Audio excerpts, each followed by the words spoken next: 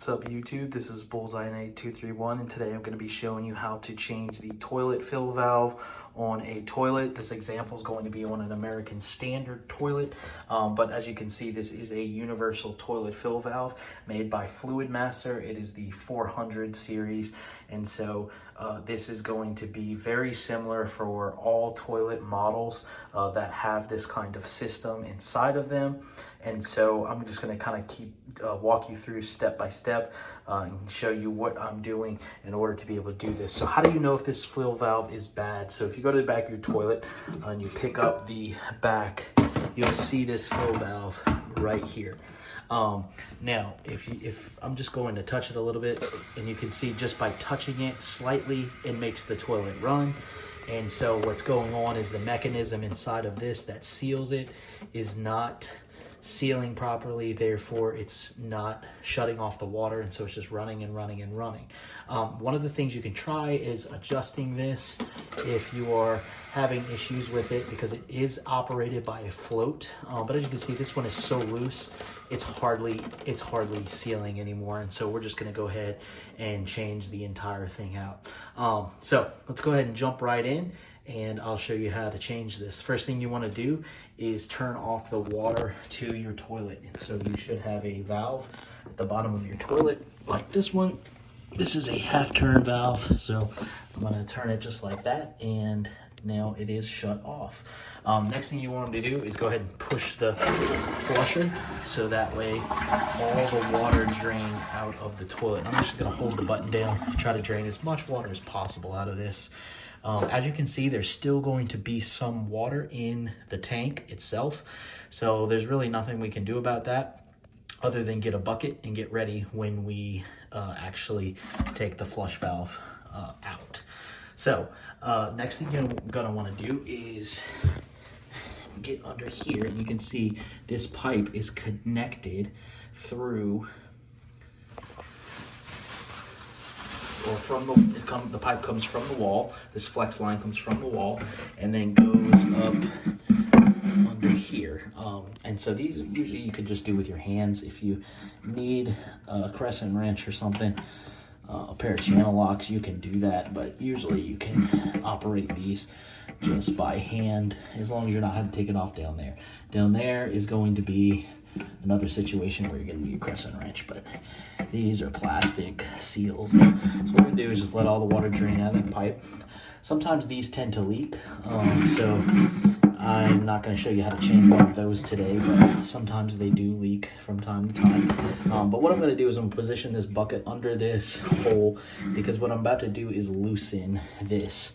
Now if you look up under here, there is a white ring. Again, that is what holds the flush valve to the toilet. So this is where I'm going to probably need a crescent wrench, because this is too tight to do by hand, but sometimes there's little notches where you can grab these just with your hand. So let me get a crescent wrench, and I'm going to start rotating that so that I can take the old flush valve out off of the toilet. All right, so once you get that loosened up, you're going to just take this all the way off. Keep in mind, like I said, there's gonna probably be some water. It's gonna run out of this hole as we begin to take this off, because the seal is going to be broken. So you're just gonna run it all the way. As you can see, this is like a plastic nut. See that water starting to run? Should drop that in there. And then we're gonna come over here. The only thing you're gonna need to disconnect here is this rubber hose. They actually give you a replacement one of those. But as soon as I pull this out, all of that water in the bottom of this tank is actually gonna drain out into that bucket. So I'm gonna go ahead and lift this. As you can see, the rest of that water is running out into the bucket. So it's very important that you get a bucket, so that way you don't make a mess all over your bathroom floor. Okay, so the old flush valve is out, and now we're gonna unbox this new one. This again is a universal flush valve. What I'm gonna do is put a link to this one in the description below, and you can see this one comes with a new ring. There's another fill valve option if you have that kind of style. You'll have to put that hose onto this and clip it onto the little centerpiece, but we don't have that on this toilet, so we'll just need the actual nut. And then you have the new fill valve. which is actually adjustable. I don't know if you noticed this fill valve, so you can see this part is internal here. This one has been backed out a good ways, so that way it will fit in the toilet. So I'll probably back this one out some as well. I believe you just twist this. I'm gonna slide this up, slide this piece up, and then we're gonna twist this so that that can come out, but I'm gonna need 2 hands to do that. So I'll adjust that in just a second. The other thing they're going to give you in the box is a book of directions and new hose and a new hose for refilling the water inside of your toilet. Okay. So what we'll do is just pull that old hose off down there. You can cut this to length and pop the new one on. This hose looks to be in pretty good shape. I may not change it. I may. We'll see once we get into it. So what I'm going to do is adjust this just a little bit and then show you how to put the new one in. All right, so once you got your flush valve at the proper height, which is basically matching the old one is what I'm doing. I'm going to insert this back into, make sure your rubber gasket is on the flush valve itself. It should come already installed, but you're gonna install this back into place. We're gonna put it in the same position as the other one with the hose being able to connect from this side. You would never want to do it like this, making it opposite. One, it's against the wall there, and you would have to be wrapping the hose around. Even though you have enough slack to do that, you always want to put things right back where it was to match its previous position. And then what we're going to do is unbox the little nut that holds on the bottom. These are the little wings I was talking about. A lot of times you can do these by hand and you don't need a pair of crescent wrench or a pair of vice grips or something, channel locks to get it done. And so basically it's just going to thread on like a normal bolt. And what you're going to want to do is hold the flush valve itself in position at the top while you tighten this. And so what I'm gonna do is just kind of get it snug. And I'm actually not going to use my channel locks to tighten this anymore. I'm gonna do it all strictly by hand.